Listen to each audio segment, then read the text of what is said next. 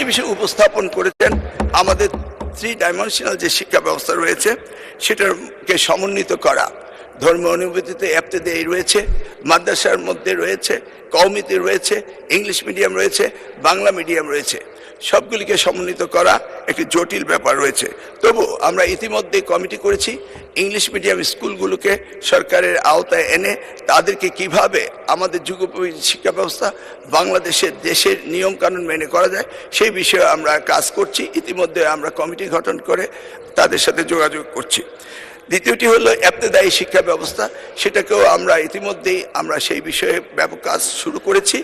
আর কওমি শিক্ষা ব্যবস্থাকে কিভাবে অন্তর্ভুক্ত করা যায়, কারণ একটি দেশে বিভিন্ন শিক্ষা ব্যবস্থা না থেকে কিভাবে শিক্ষা ব্যবস্থা সমন্বিত করা যায় সেই ব্যাপারে সরকারের পক্ষ থেকে প্রচেষ্টা এবং উদ্যোগ আমরা নিচ্ছি। ইনশাআল্লাহ আগামী দিনগুলোতে পর্যায়ক্রমে আপনারা দেখতে পাবেন। আপনাকে